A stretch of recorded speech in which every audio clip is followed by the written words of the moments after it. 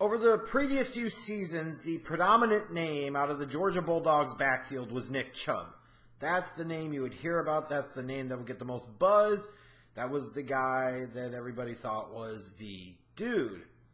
But as the past couple of seasons went along, you started to hear more and more about somebody else in that Georgia backfield, to the point now where there is debate over whether it's Nick Chubb or Sony Michel who will be the best Georgia running back in the NFL. It's interesting how the dynamic kind of works out. You know, you're trying to project based off of college production versus NFL projection. You have a lot of people, I'm sure, right now in the scouting community and on draft Twitter that are higher on Sony Michel than they are on Nick Chubb. And I get it. When you look at this dude, there's a lot to like from an athletic standpoint. Very good athletic package. Good to decent size. I mean, he's not, a big bruiser like a Nick Chubb type, but he's got enough size that you could project him to be some type of feature back at the NFL. But really good burst, decent to above decent speed. So he's a guy that you can project both as a runner and in the passing game as a receiver, can be a home run threat each and every single time that he gets the ball in his hands.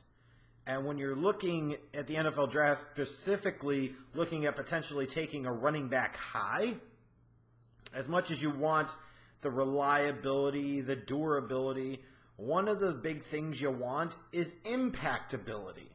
Because if you can just get a guy that's good but he's not great, then you could draft those guys at the running back position, to be fair, in the 3rd, 4th, 5th, 6th, 7th round. Sometimes you can get those guys in the undrafted ranks.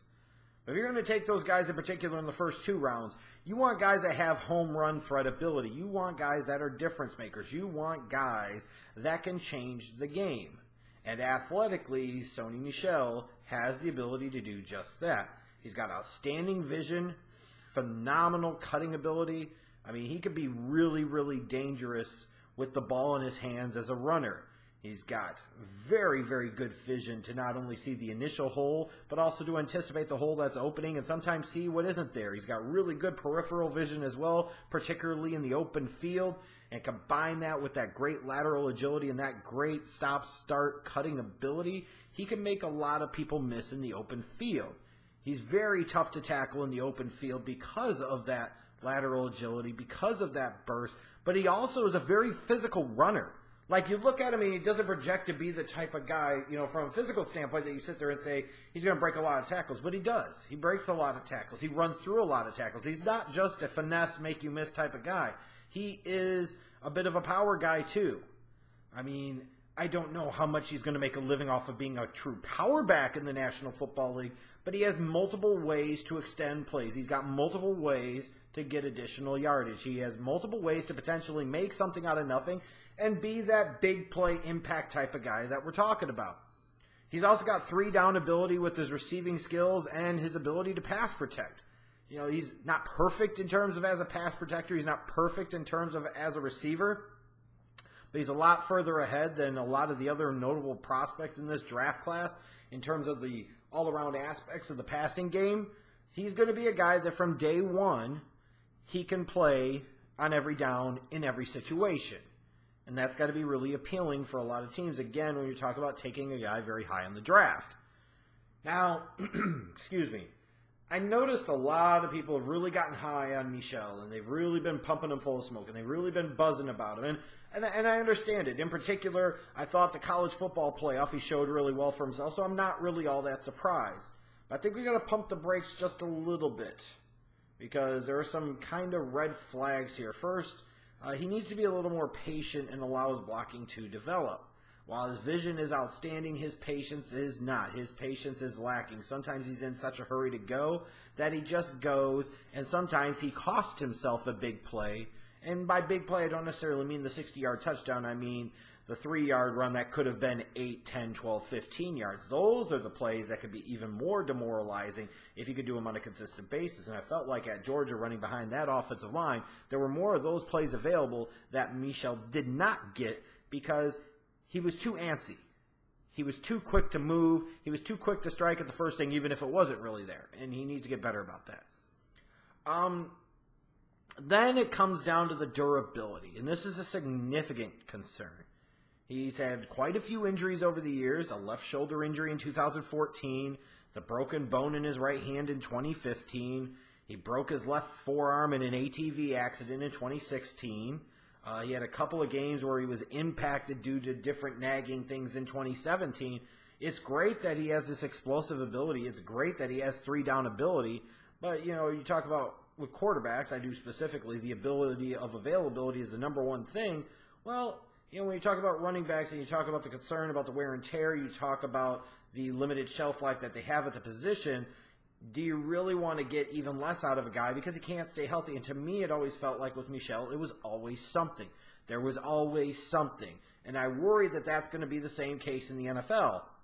That when he's right as rain, and he's golden, baby, but he's just not right enough consistently to fulfill what is massive potential. Then you take that and you factor in the fumbles and the issues with ball security. His fumbles per touch rate, I believe, is really, really bad. Like really, really bad. And you saw in the Oklahoma game in the college football playoff semifinal, he had that big fumble in that game. It's one of the quickest ways to get yourself in the coach's doghouse. It's one of your quickest ways to get your ass off the football field. And in a lot of cases, those fumble rates that you have in college do carry over to the National Football League level. So that is a concern. Is not only is he having trouble staying healthy, or staying 100% and staying on the field, he also has a issue of putting the ball on the damn ground. And again, that's one of the quickest ways to get your ass out of the lineup. Doesn't matter if you can make a big play. If you're going to put the ball on the ground like that, not many coaches are going to be patient with that. And then when you also look at Michel, it's one of these things. Can he really truly be a lead dog when he never really truly was at Georgia? Maybe a couple of games here and there, but he was never consistently the lead dog. And it's a lot easier for a Sony Michel to flash this type of upside, to flash this type of ability, to flash this type of potential when Nick Chubb is doing a lot of the dirty work, and it allows Sony to be fresh as a daisy. And you could say that doesn't really matter, but the fact is it does. You're talking about a guy that worked in a platoon system in college. Now, if you're talking about taking him in the first round, you probably don't want to platoon him. You probably want to get him 20-plus touches a game. Is he going to be able to handle that consistently? And when you go through a game where he's had to consistently been used throughout, instead of being able to kind of spot, pick and choose, cherry pick where you want to use him, is he going to be as effective? We will have to see. But that said, I understand why a lot of NFL scouts are very high on this guy and look at him as being a superior prospect to Nick Chubb. I get why a lot of the NFL draft community people are buzzing about him. And I think in part it's the Alvin Kamara effect. Kamara played at Tennessee, but he was in a bit of a timeshare with Jalen Hurd and didn't get a lot of opportunities, but when he did, he sure as hell made the most of them. And then you see that he ended up getting taken in the third round, which in part was due to some concerns about injuries and off-the-field stuff. That's why he got drafted where he did. And then he gets into the NFL, and he's Offensive Rookie of the Year. So now you see what he does. People look at Michel and view them as similar type of prospects with similar type of talents and say, this guy should be automatically rated here. Michel is nice, but he's no Kamara in terms of his absolute physicality as a runner. Kamara was nasty. Nasty, nasty, nasty. Kamara is also superior as a receiver. Absolutely. In terms of the types of routes he could run, how dangerous he was in the open field. His agility, I feel like, was just as good, if not better. Speed, quickness, I think Kamara had a little bit more of it, frankly, in terms of what flashed on film in 2016 at Tennessee. So, I get it, but it's not a perfect comparison. I mean, he does have the ability to be an impact player and be a difference maker. I'm concerned about the fumbles and the injuries and whether or not they will keep him from unleashing his full potential in the NFL. To me, I look at Michel and I see a guy that could be a 4 or 5-time Pro Bowler because of what he could do as a carrier of the football and also as a receiver, a 3-down type of back. He's a well-rounded back at this stage of his career. I wonder how he will handle the full workload. In terms of my NFL comparison for him, I would go Kamara or Jay Ajayi. I've seen a little bit of both of them in his game. I don't know if one is a perfect fit. You know, I get the comparisons to Kamara, and that's going to be the common comparison you hear, and there is something to that, but as I pointed out, it is not a perfect comparison. They are not exactly the same.